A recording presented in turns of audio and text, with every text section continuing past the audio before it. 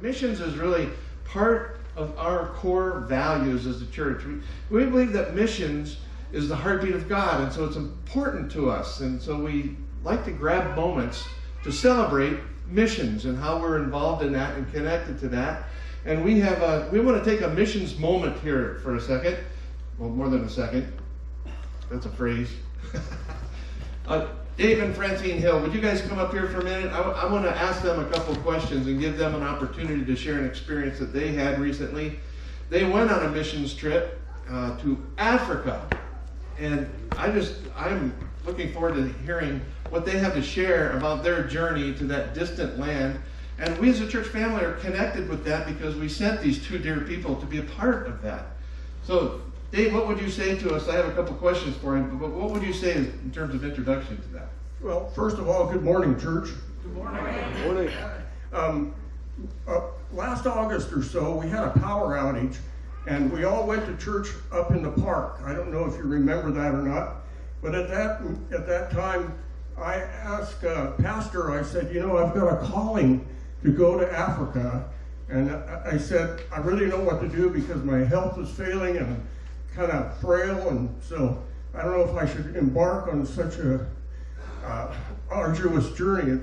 It was 12 hours of flight, both directions, coming and going, 11,000 miles away. We went to Zambia, and I asked my daughter what she thought about it, and she said, well, hey, let's all go.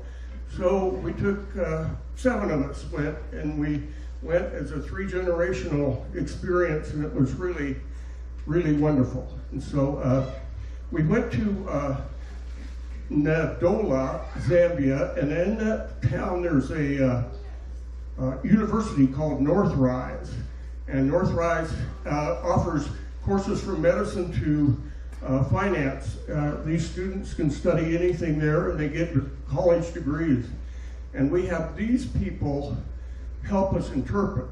The language in Zambia officially is English, but actually people communicate in their tribal language called, I can't remember right now, but anyway, there's about 70 different tribes, and so you have to know a lot of languages to get around. But anyway, these kids interpreted for us, and we had just a great time there. Francine, you want to add something? Well, of course, this was my first time. I didn't know what. Okay, is that better? Yes. I didn't really know what to expect, but David had gone on 3 or 4 other mission trips, and he said, you just got to have this experience. So onward with the miles and all the changes.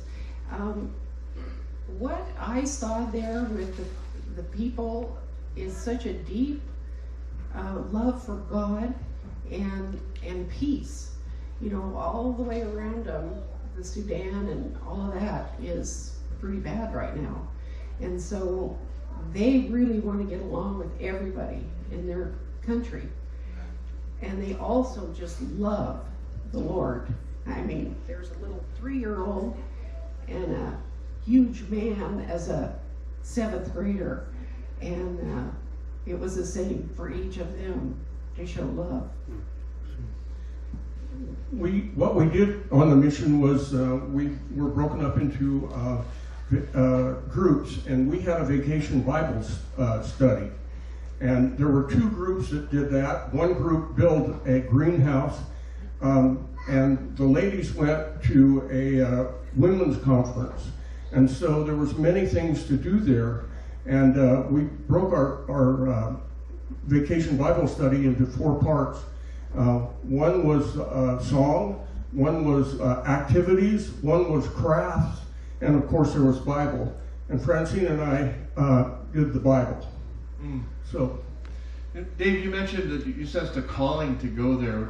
How did you know that? What stirred in your heart to make you want to go to a place like Africa? Well, in the 80s I went to Haiti 4 different times, and Haiti is a little Africa if you don't know it.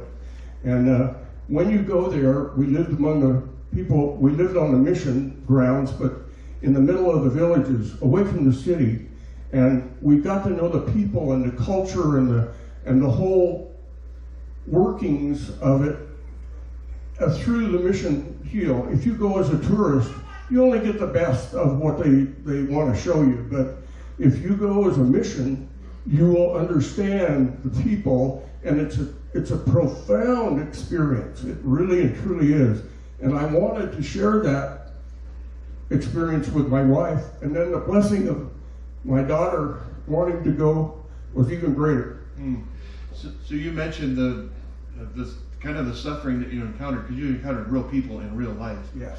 And part of our topic today is walking through struggles and enduring suffering. And sometimes when you go to a place like Africa, your perspective is changed a little bit when you encounter what you encountered and what you know.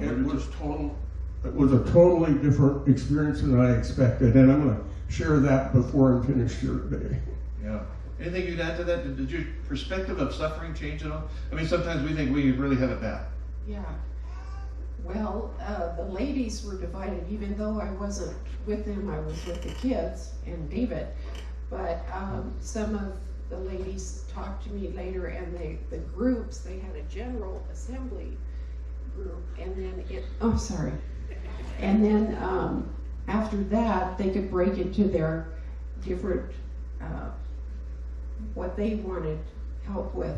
And I heard stories of rape, 8 to 9 times, and just beatings, and not enough to eat. I mean, it was just, those were severe problems. So can you explain this picture of there's a little picture of some people that are really... This is some typical housing, and you can see a little guy running around there. He isn't, nobody's with him. And the reason why is because he's in no danger. Nobody gonna hurt a child. Nobody sues each other. They don't write on the walls. They don't tattoo. They don't smoke.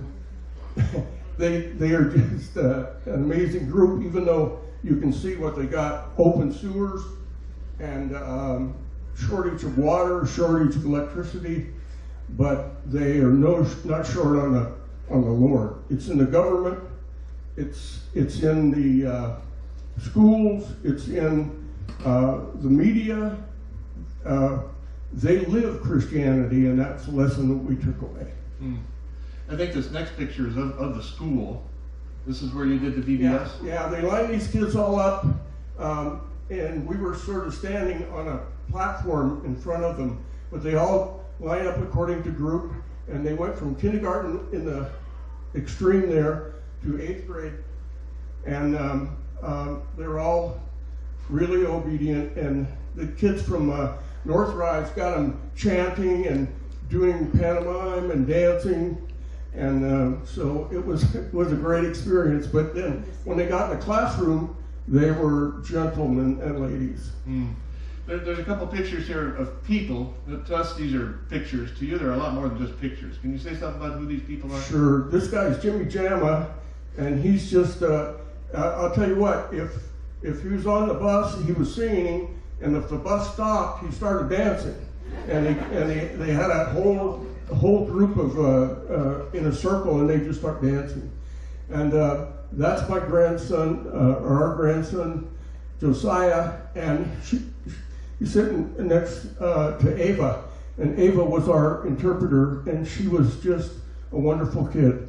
And she lost a friend there, and she cried on my shoulder. She loved me as well as she did anybody else. And then there they are, the three of them. The one on the extreme right is sort of the leader there.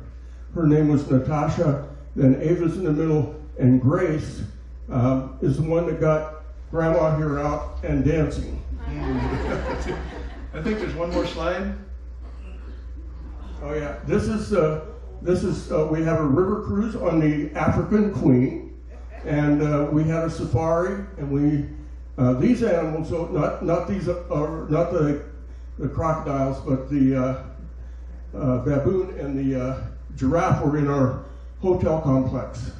We had zebras grazing on our front lawn when we woke up.